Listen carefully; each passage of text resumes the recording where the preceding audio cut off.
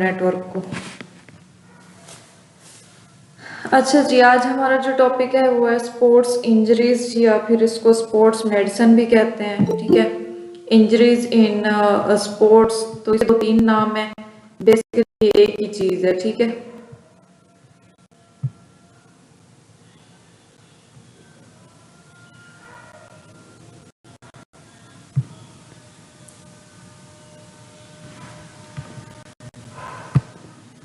Okay जी। हाँ जी, sports medicine किसे कहते हैं?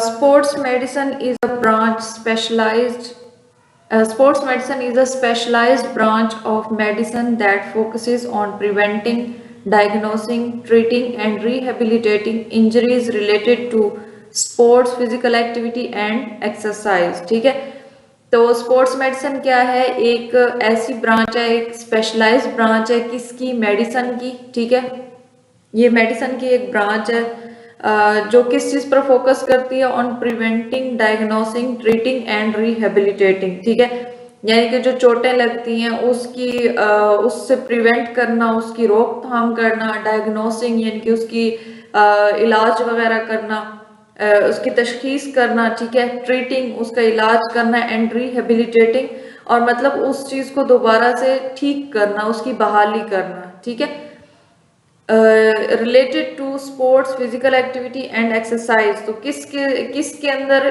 किस फील्ड के अंदर? स्पोर्ट्स के अंदर। ठीक है, फिजिकल एक्टिविटीज मतलब जो आप लोग जिस्मानी सरगर्मियां करते हैं, और आप लोग जो एक्सरसाइज करते हैं उस फील्ड में जो है इसकी तशखीस करना, इसको ठीक करना, इसको दोबारा बहाल करना। जो आप लोगों को चोटें वगैरह लगती हैं तो वो क्या कहलाती है? आप लोगों की स्पोर्ट्स मेडिसिन कहलाती है। ठीक है,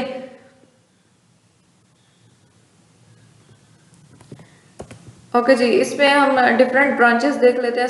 स्पोर्ट्स मेडिसिन की जो डिफरेंट ब्रांचेस हैं वो कौन कौन सी हैं? फर्स्ट आपके पास आ जाते हैं स्पोर्ट्स इंजरी मैनेजमेंट। ठीक है, तो इसमें क्या होता है? This branch focuses on diagnosing, treating and rehabilitating sports related injuries ranging from sprain and fracture to more complex issues like concussion and ligament tear। ठीक है, तो स्पोर्ट्स इंजरी मैनेजमेंट जो है वो एक ऐसी ब्रांच है जो कि आपको जो चोटें लगती हैं या आप लोगों को कोई इंजरी हो जाती है, ठीक है, तो उसकी ट्रीटमेंट के लिए ये यूज होती है। ठीक है, मतलब आप ये कह सकते हैं कि ये एक ऐसी जो है ब्रांच है स्पोर्ट्स के अंदर जो मुख्तलिफ किस्म की जो चोटें होती हैं उनको डायग्नोस करती है, उनका इलाज करती है। ठीक है, और इसके अलावा इसमें आप उसकी बहाली वगैरह पढ़ते हैं। ठीक है, इसमें आप कह सकते हैं कि आपकी जो चोट होती है वो एक स्प्रेन यानी कि एक मोच से लेकर एक हड्डी टूटने तक,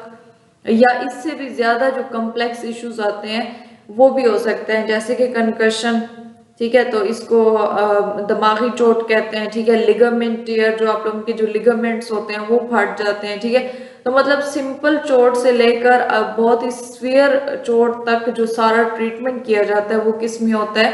स्पोर्ट्स इंजरी मैनेजमेंट के अंदर। ठीक है, इसके बाद आता है एक्सरसाइज फिजियोलॉजी। तो एक्सरसाइज फिजियोलॉजी क्या है? This field studies how the body responds to exercise and physical activity including its effect on cardiovascular health, metabolism and overall fitness. ठीक है, एक ऐसी फील्ड है जिसमें हम किस चीज को स्टडी करते हैं कि जिस्म जो है हमारा, ठीक है, हमारी जो बॉडी है वो वर्जिश और जो जिस्मानी सरगर्मी है उस पर किस तरह से रद्द अमल जाहिर करती है। ठीक है, उसके ऊपर किस तरह से रिस्पॉन्स अपना देती है, खास तौर पर किसके हवाले से? कार्डियोवैस्कुलर हेल्थ, मतलब आपकी जो दिल से रिलेटेड है। ठीक है, दिल और खून से रिलेटेड, मेटाबॉलिज्म से रिलेटेड। ठीक है, और इसके अलावा क्या है? ओवरऑल फिटनेस, जाहिर है जो ओवरऑल एक हेल्थ होती है ह्यूमन बीइंग की, उससे रिलेटेड जो फील्ड है वो किस में हम पढ़ते हैं? एक्सरसाइज फिजियोलॉजी के अंदर। ठीक है, मतलब कि आप कह सकते हैं कि एक्सरसाइज फिजियोलॉजी जो है ये हमें ये समझने में मदद करती है कि वर्जिश जो है वो जिस्म के मुख्तलिफ निज़ामों पर क्या असर डालती है।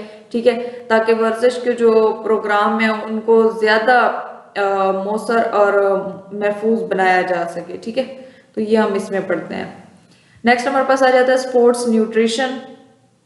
तो ग़िज़ाइयत के लिहाज से Sports nutritionists provide dietary guidance to athletes to optimize their performance, energy level, and recovery.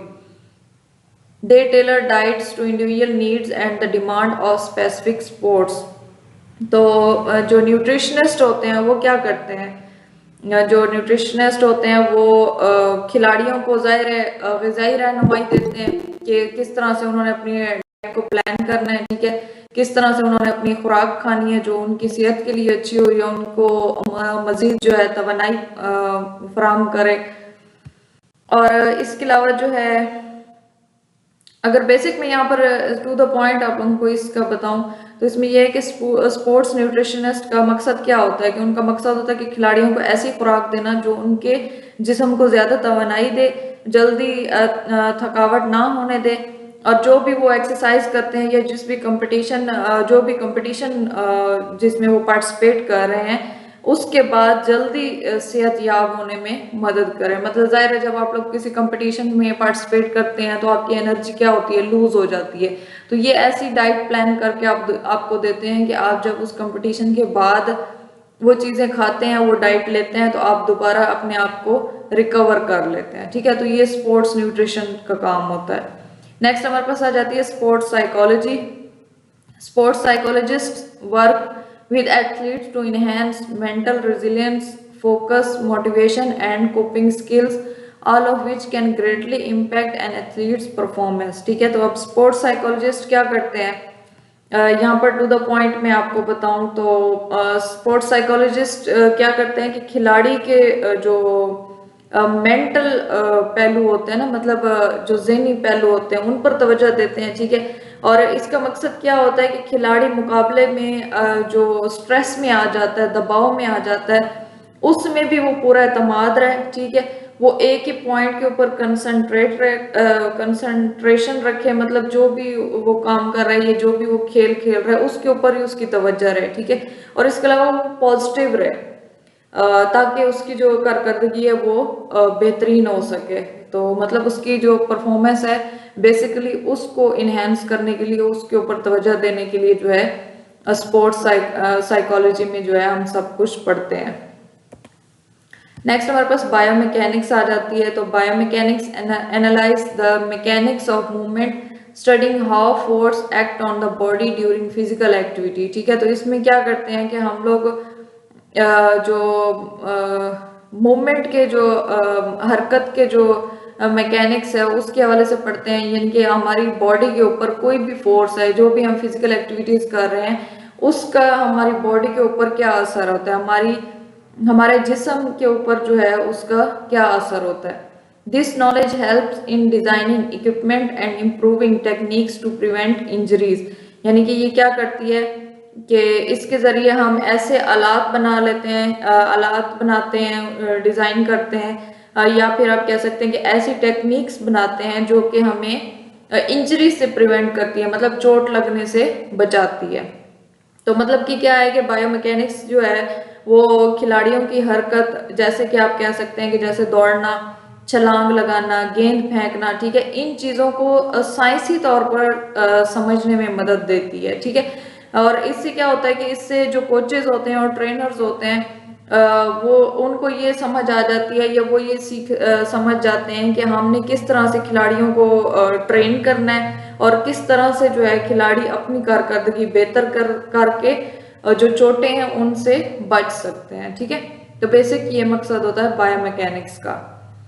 Orthopaedics की अगर हम बात करें, orthopedic specialist within sports medicine deal with bone and musculoskeletal injuries. They often perform surgeries and provide advanced treatment for complex injuries. जी, orthopaedics यानी कि जो हड्डियों और जो हमारे मसल्स होते हैं, हमारे जो उज़लात होते हैं, इनका इलाज करते हैं, ठीक है। तो ऑर्थोपेडिक्स क्या करते हैं, ये माहिरीन होते हैं हड्डियों के या उज़लाती निज़ाम के, तो उससे रिलेटेड जो इंजरीज होती हैं वो उनका ट्रीटमेंट ये करते हैं, ठीक है। इसके अलावा जाहिर है अगर आप लोगों की जो कम्प्लेक्स इंजरी आ जाती है, कोई पेचीदा आप लोगों को चोट पहुंच जाती है, तो उसकी सर्जरी भी करते हैं और उसके हवाले से जो एडवांस ट्रीटमेंट है वो भी प्रोवाइड करते हैं, ठीक है। मतलब कि जैसे कि आपकी हड्डी हड्डी में फ्रैक्चर आ गया है, जोड़ के अंदर, या फिर आपके पट्टों में कोई ना कोई मसला आ गया है, जैसे फ्रैक्चर हो जाता है, लिगामेंट टीयर हो जाता है, ठीक है, या ज्वाइंट इंजरी आ जाती है, तो ये माहिर जो होते हैं ना, ये एक तो सर्जरी करते हैं, दूसरा ऐसे तरीके, जदीद तरीके बताते हैं जिनके जरिए आप या कोई भी खिलाड़ी जो है वो जल्द सेहतयाब हो सकता है। नेक्स्ट नंबर पर आ जाता है physical therapy. Physical therapists play a vital role in rehabilitating athletes after injuries, surgeries, or intense training.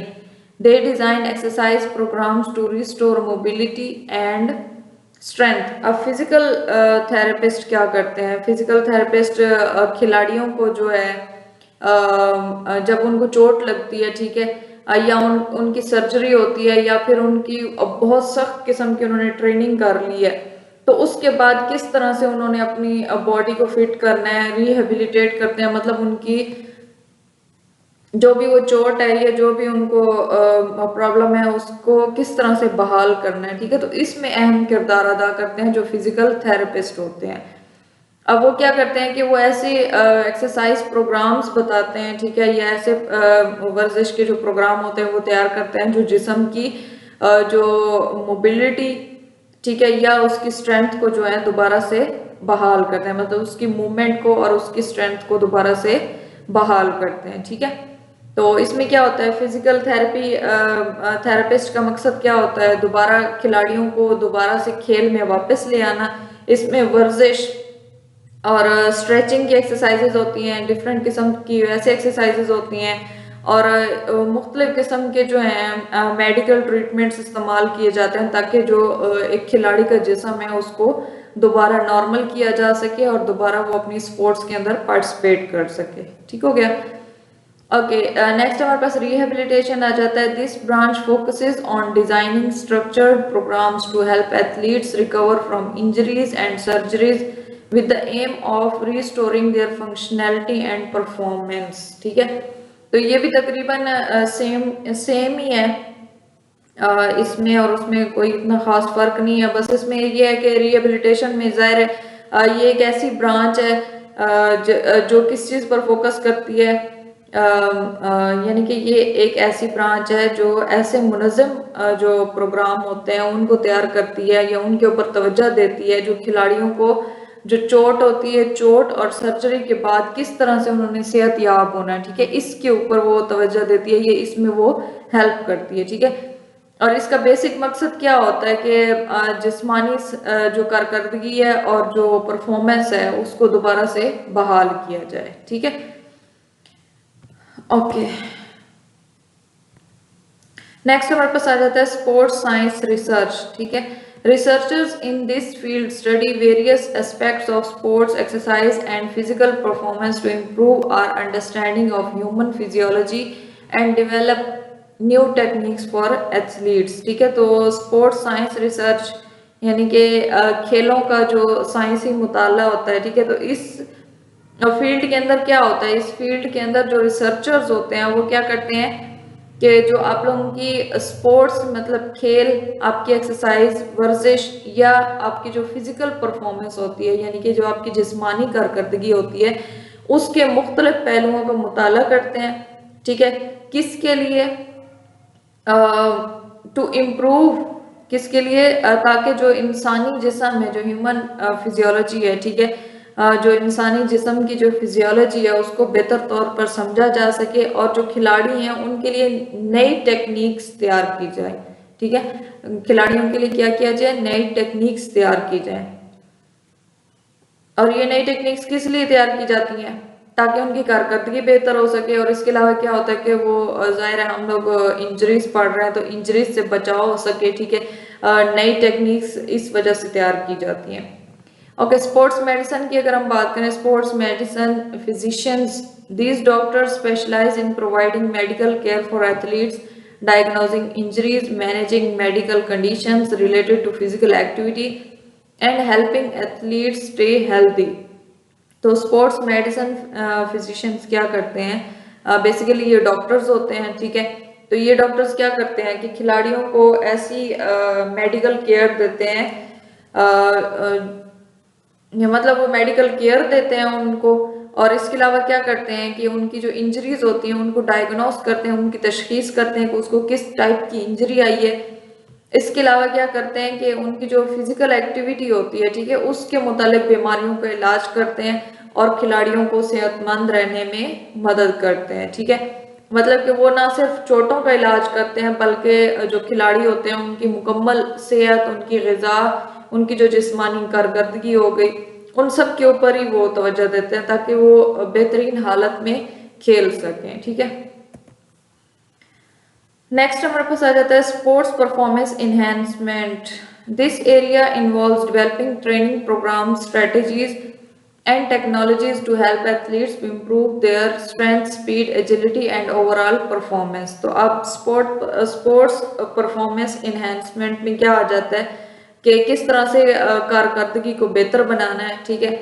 तो ये एक ऐसा एरिया है, ये एक ऐसा शोबा है, ठीक है, मतलब जिसमें तरबीती प्रोग्राम किए जाते हैं, ट्रेनिंग प्रोग्राम्स दिए जाते हैं, तरबीती प्रोग्राम दिए जाते हैं। इसके अलावा इसमें स्ट्रेटजीज और जो टेक्नोलॉजी है, ठीक है, उस वो तैयार की जाती हैं।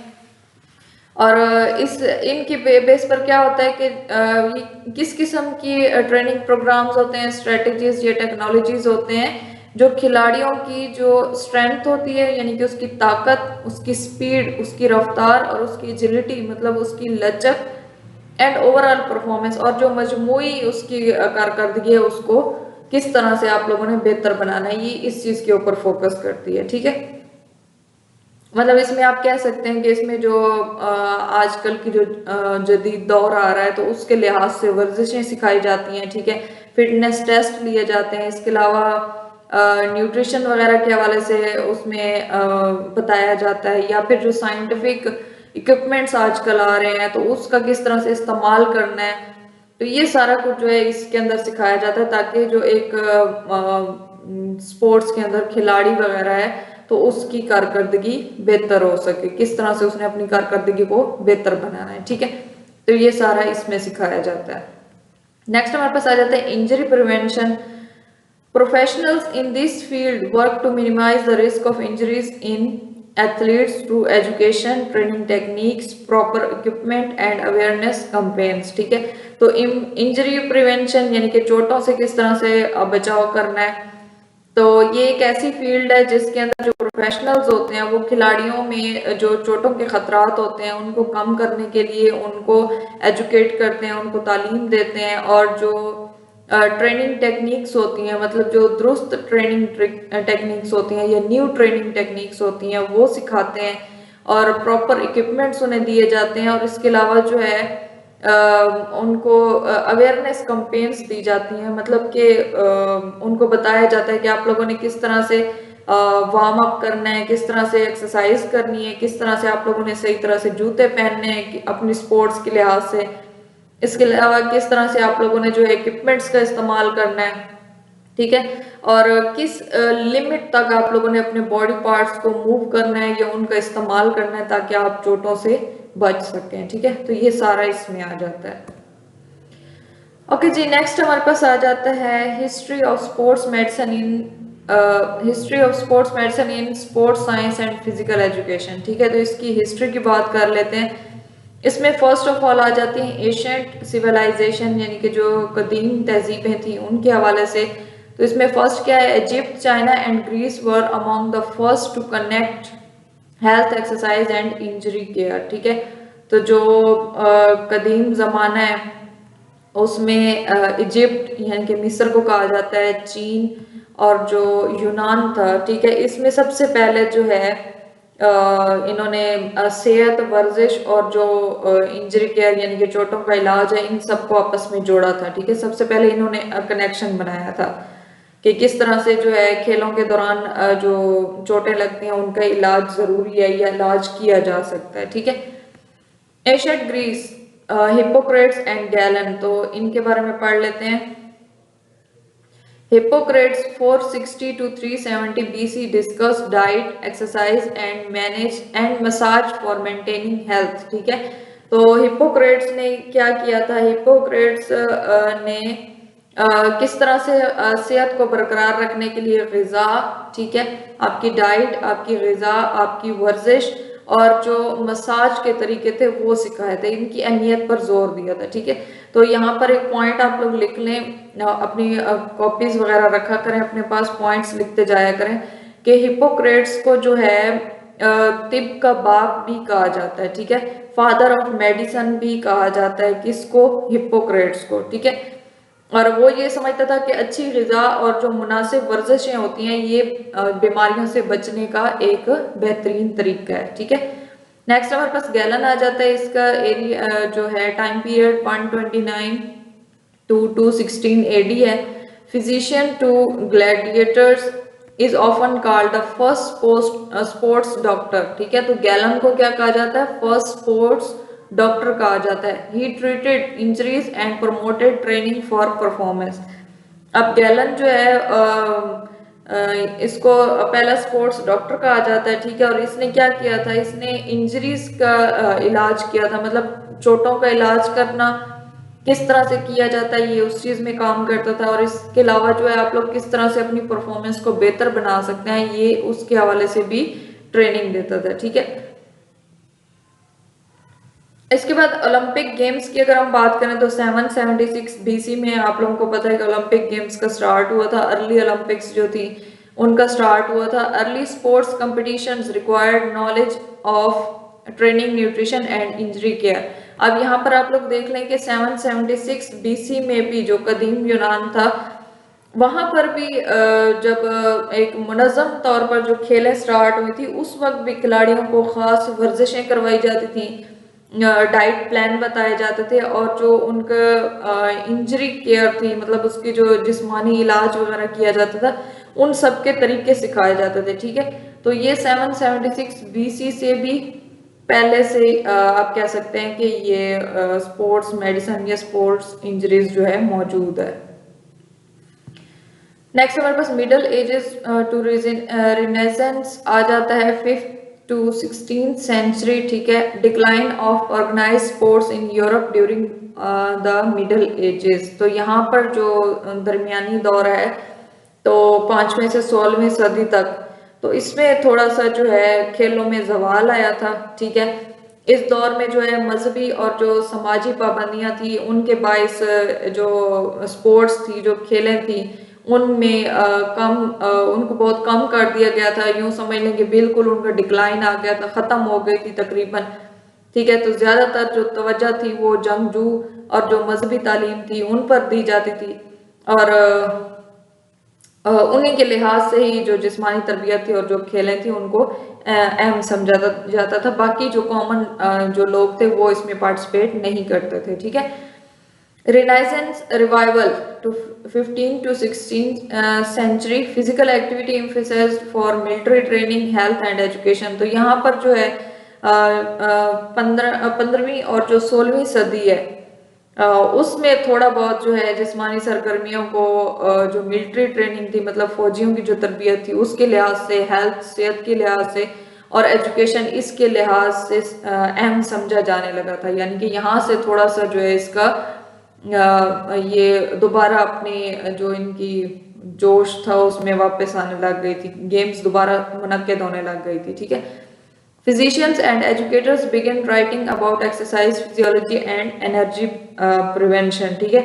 तो इसमें जो है जो दोबारा से फिजिशियंस थे और जो एजुकेटर्स मतलब जो असातिज़ा वगैरह थे उन्होंने वर्जिश की जो फिजियोलॉजी और जो चोटों से बचाव की जो एक्सरसाइजेज वगैरह थी या जो प्रिवेंशंस थी, इंजरी प्रिवेंशन, उनके ऊपर दोबारा से लिखना शुरू कर दिया था, ठीक है।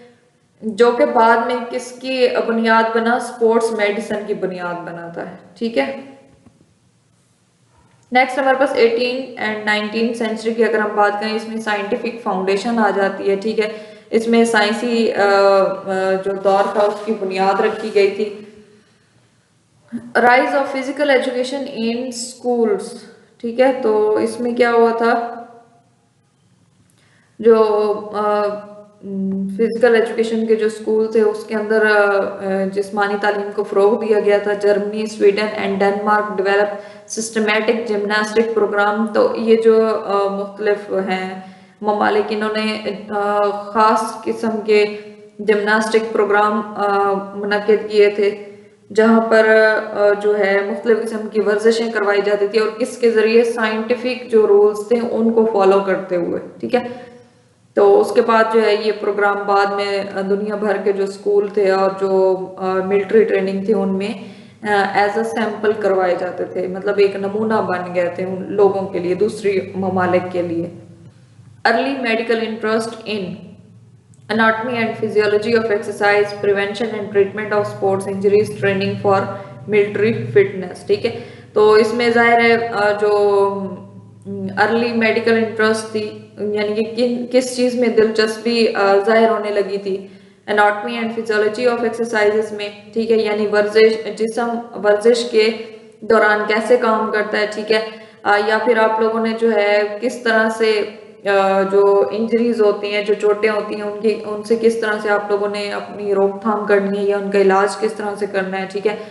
इसके अलावा जो फौजी फिटनेस होती है उनके लिए तरबीती प्रोग्राम कैसे देने हैं, ठीक है। तो ये सारे इसमें बाद में जो है इसमें इंटरेस्ट पैदा होने लग गया था। नेक्स्ट हमारे पास आ जाता है 20th century birth of modern sports medicine. तो आजकल की जो जदीद स्पोर्ट्स मेडिसिन है इसकी इब्तदा शुरू हुई थी 1928 international federation of sports medicine, इसको फिम्स कहा जाता है, founded in St Moritz Switzerland. तो ये आप लोगों ने याद रखना है, ये आप लोगों का एमसीक्यूज बन सकता है। फिम्स की फुल फॉर्म क्या है? International federation of sports medicine, ठीक है। ये कब इसकी बुनियाद रखी थी? 1928 में, ठीक है। और ये कहाँ पर मौजूद है? एस्टी मॉर्टिस स्विट्जरलैंड के अंदर ये मौजूद है, ये इसकी वहां पर बुनियाद रखी गई थी, ठीक है। और ये एक ऐसा इदारा है जो कि आलमी सतह पर काम करता है, ठीक है, स्पोर्ट्स मेडिसिन के हवाले से ये काम करता है।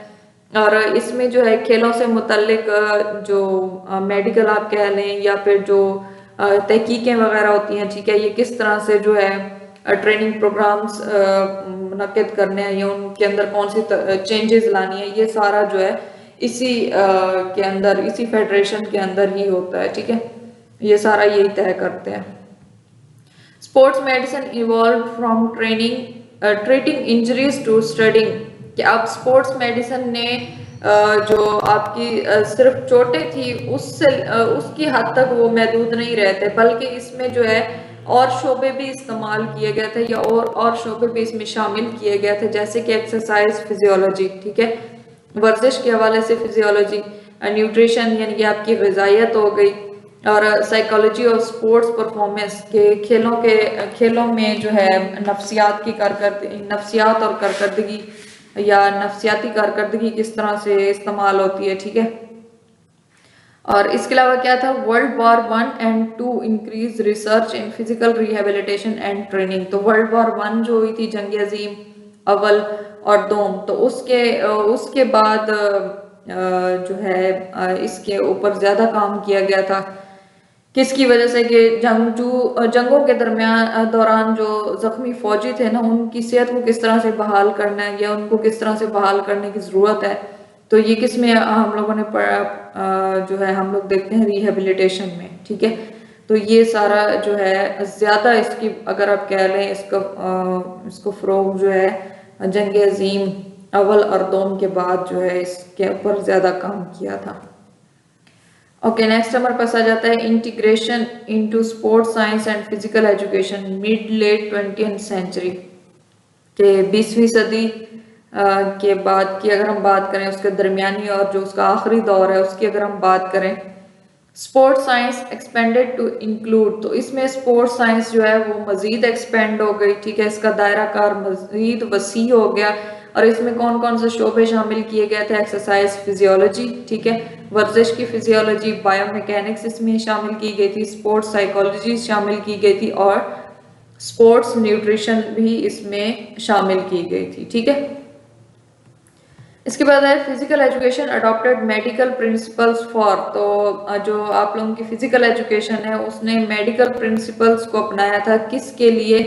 इंजरी प्रिवेंशन यानी कि चोटों से किस तरह से बचाव करना है, सेफ ट्रेनिंग मेथड जो महफूज तरबीती तरीके होते हैं उनके लिए, रिहेबिलिटेशन एक्सरसाइजेज कि किस तरह से जो है आपने अपनी चोटों से बहाली करनी है, उसकी मुख्तलिफ किस्म की वर्जिशें, ठीक है। University started sports medicine and exercise science programs, तो यूनिवर्सिटीज ने जो है मुख्तलिफ किस्म के स्पोर्ट्स मेडिसिन और एक्सरसाइज साइंस के जो हैं साइंसी तालीमी प्रोग्राम शुरू कर दिए थे, ठीक है।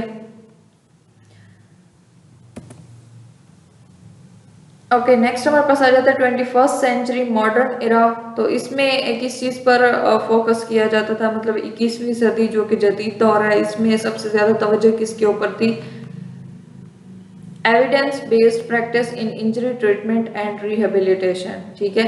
यानी कि एविडेंस बेस्ड के शवायद पर मुबनी इलाज और बहाली, ठीक है।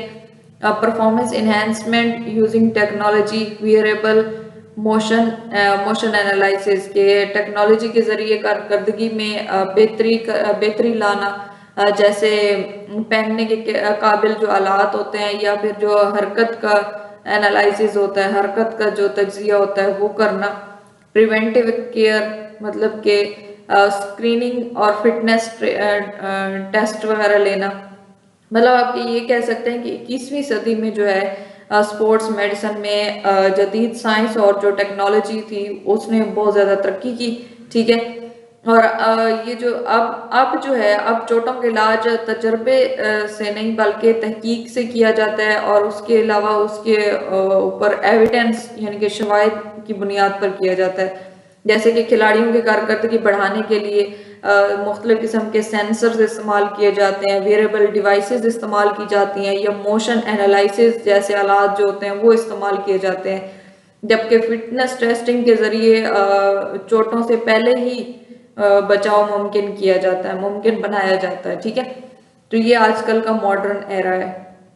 Sports medicine teams now work closely with, तो आजकल जो स्पोर्ट्स मेडिसिन टीम्स हैं वो किन के साथ काम कर रही हैं? कोचेस के साथ, फिजिकल एजुकेटर्स के साथ, स्ट्रेंथ एंड कंडीशनिंग स्पेशलिस्ट के साथ, साइकोलॉजिस्ट एंड न्यूट्रिशनिस्ट के साथ, ठीक है। ओके,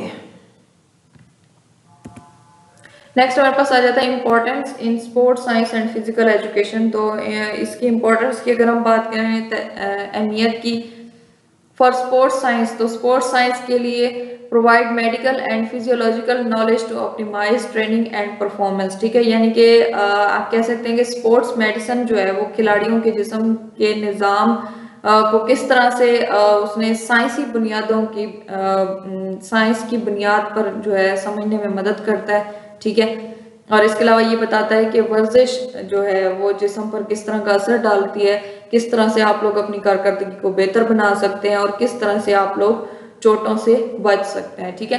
तो ये स्पोर्ट्स साइंस के लिए होता है। इसके अलावा for physical education ensures safe participation, injury prevention and healthy physical development, ठीक है। यानी कि आप किस तरह से अपनी जो हेल्थ मतलब अपनी जिस्मानी तरक्की, अपने तवाज़ुन को बरकरार रखना, या फिर दुरुस्त किस्म की जो वर्जिशें होती हैं उनके तरीकों को अपना कर आप किस तरह से सेहतमंद रह सकते हैं, ठीक है। और जो है एक हेल्दी फिजिकल लाइफ जो है किस तरह से गुजार सकते हैं, ठीक है। ये आप लोगों को इसमें पढ़ा जाता है फिजिकल एजुकेशन में। ओके, अब असल हमारी स्टार्ट हो रही है जहां से मेजर एमसीक्यूज वगैरह आने हैं, ठीक है। Difference between injury and wound, injury and a wound are related terms but they refer to slightly different concept, ठीक है। इंजरी और वाउंड जो होते हैं वो तकरीबन एक जैसी जो है टर्म्स हैं, मतलब दोनों को ही चोट कहा जाता है, ये जख्म कहा जाता है, लेकिन इसमें थोड़ा सा जो है इसमें फर्क होता है। जैसे कि आप कह सकते हैं कि जो इंजरी है वो एक वसी एक इस्लाह है, ठीक है। और जो वाउंड है वो खास जिस्मानी नुकसान को जाहिर करता है, ठीक है। तो इसके हवाले से आगे हम पढ़ लेते हैं। वाउंड जी, चोट, इसको चोट कहते हैं, वाउंड को चोट कहते हैं। और जो आप लोगों की इंजरी है इंजरी को भी चोट ही कहते हैं, लेकिन इसमें थोड़ा सा फर्क है। इसको एक सेकंड प्लीज। जी, सॉरी, इंजरी जो है उसको चोट कहते हैं और आपका जो वाउंड है उसको जख्म कहते हैं, ठीक है। Okay, a wound specifically refers to a type of injury that involves damage to the skin.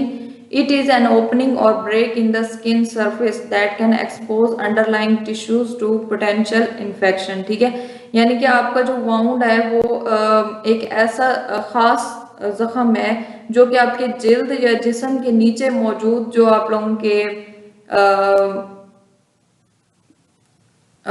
एक सेकेंड, जो आप लोगों के जो टिश्यूज वगैरह होते हैं, ठीक है, उनको नुकसान पहुंचाता है, ठीक है, उसके ऊपर कट लग जाता है। और यानी कि जो कोई भी ऐसी बैरूनी चीज है वो उसके ऊपर लगती है तो उसकी वजह से जो है कट लग सकता है, आपके टिश्यूज को जो है नुकसान पहुंच सकता है, ठीक है।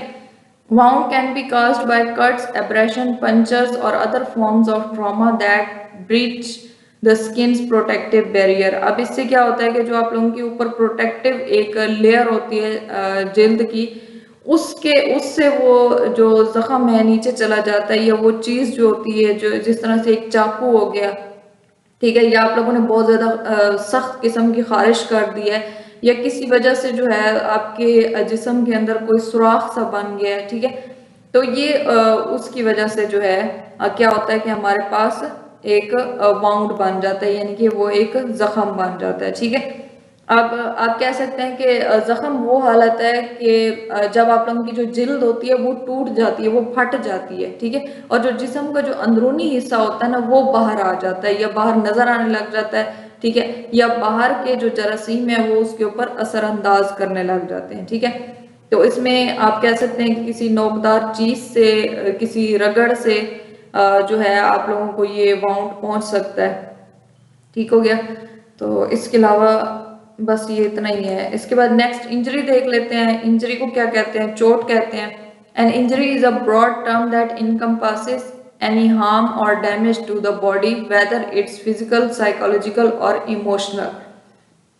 अब वाउंड हम लोगों ने क्या पढ़ा है कि ये हमारे ब्रेक ऑफ अंडरलाइंग टिश्यूज है, ठीक है, जो हमारे जिस्म के अंदर मौजूद टिश्यूज हैं उनको नुकसान पहुंचाना वाउंड कहलाता है। लेकिन इंजरी जो है, चोट, ये ज्यादा वसी एक टर्म है, ब्रॉड टर्म है, जो कि जिस्म को किसी भी लिहाज से जो नुकसान पहुंचता है तो उसको जाहिर करती है, चाहे वो आपके जिस्मानी हो, ठीक है, फिजिकल हो, आपकी जिस्मानी हो, साइकोलॉजिकल आपको ज़हनी हो, या फिर इमोशनल आपको जो जज्बाती हो, ठीक है। तो आपको किसी किस्म का नुकसान पहुंचे तो वो आपकी इंजरी में आ जाता है, चाहे वो फिजिकल है, साइकोलॉजिकल है या इमोशनल है, वो आपकी किस में आ जाता है? इंजरी में आ जाता है, ठीक है। In the context of physical activity और sports, an injury often refers to harm caused to the body's tissues such as muscle, bone, ligaments, tendon and organ, ठीक है। तो कोई भी ऐसी जिस्मानी सरगर्मी या कोई भी स्पोर्ट्स के हवाले से जो आप लोगों को चोट पहुंचती है, ठीक है, जिसमें आप लोगों के आमतौर पर जो जिस्म के टिश्यूज होते हैं उनको नुकसान पहुंचता है, जैसे कि आप लोगों के जो मसल्स हो गए, आपकी बोन्स हो गई, आपके लिगामेंट्स हो गए, या बाकी जितने भी इंटरनल ऑर्गन्स होते हैं उनको नुकसान पहुंचता है, तो ये आपकी इंजरी में आ जाता है, ठीक है। इन दोनों की समझ आई है आप लोगों को?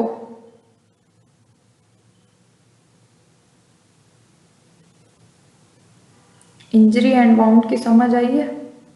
वाउंड जो होता है वो आपके टिश्यूज का ब्रेक डाउन होता है। इंजरी जो होती है ये आप लोगों की फिजिकल भी हो सकती है, साइकोलॉजिकल भी हो सकती है और इमोशनल भी हो सकती है, ठीक है।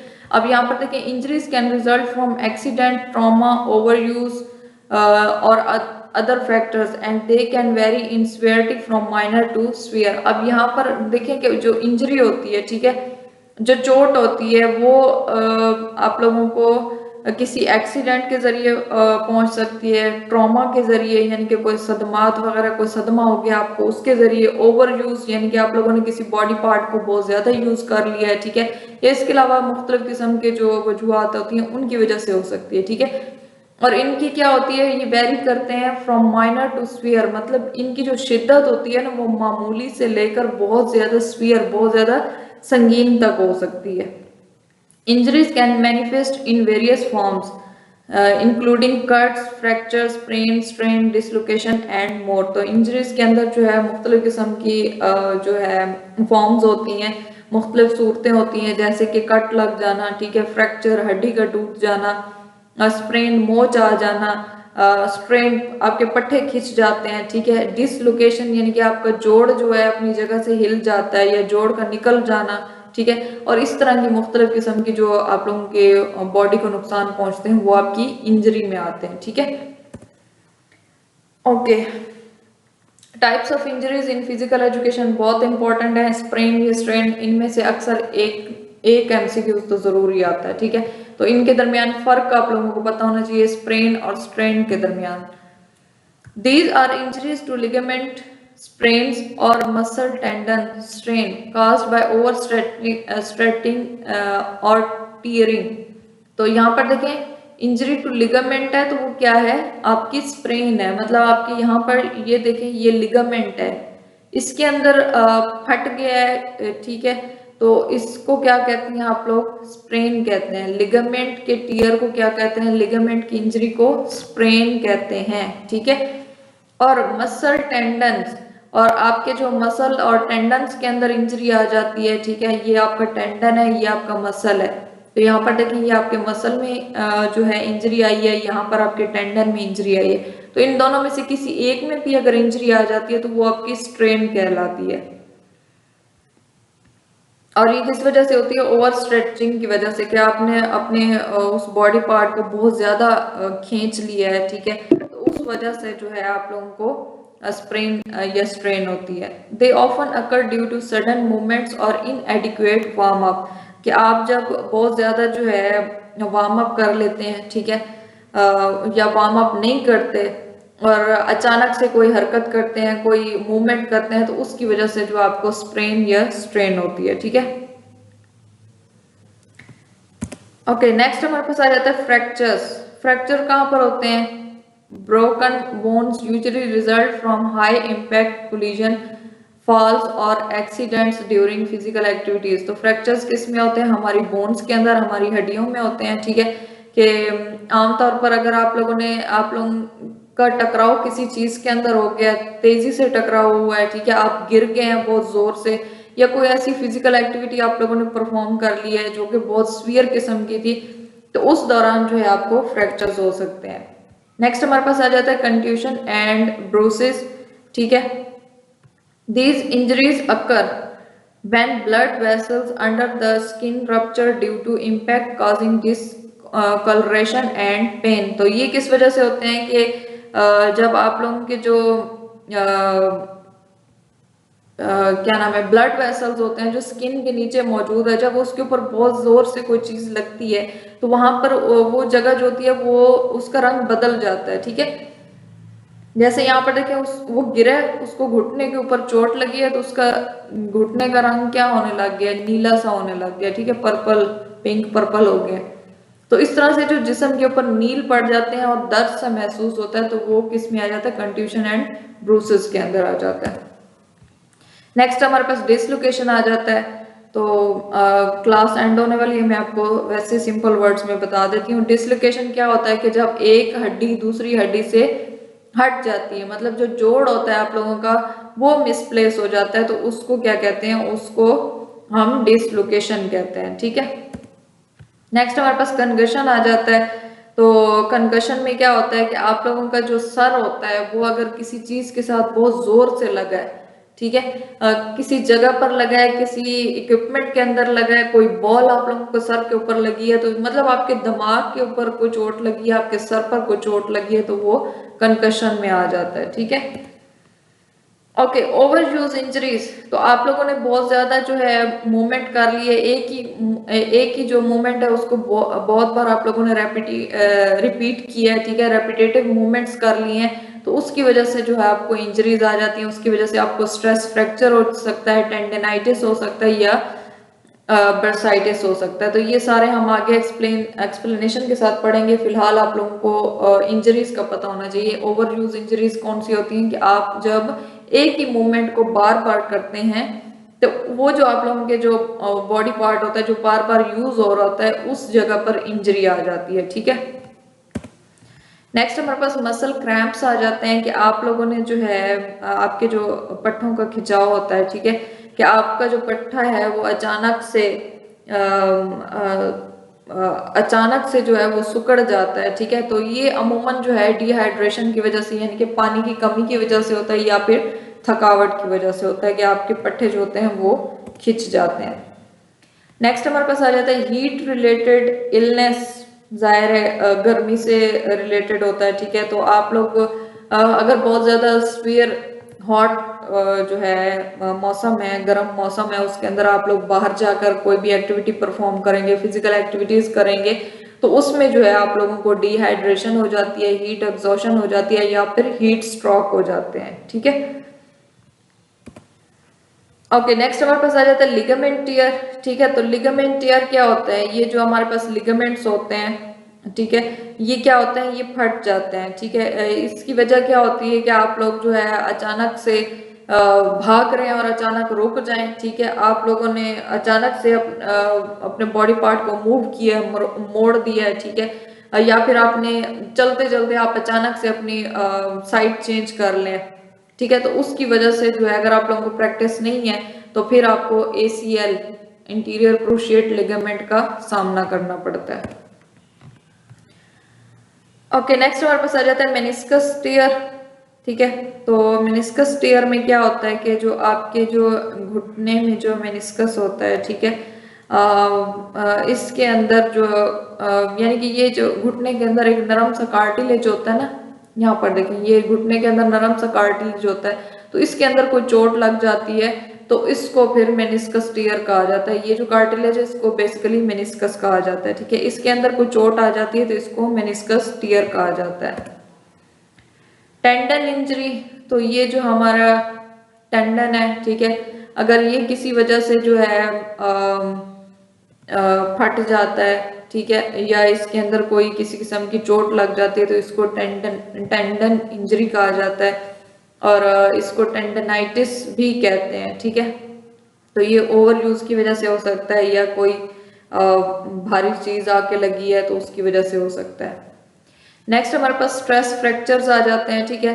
तो ये स्मॉल क्रैक्स होते हैं जो हमारी बोन के ऊपर मौजूद होते हैं, मतलब हमारी जो हड्डी है उसके ऊपर बहुत ज्यादा आप लोगों ने वजन दे दिया या फिर स्ट्रेस आ गई है या आप लोगों ने कोई रेपिटेटिव कोई भी एक्टिविटी परफॉर्म की है तो उसकी वजह से आपकी जो बोन होती है उसके ऊपर स्मॉल क्रैक्स से आ जाते हैं, ठीक है।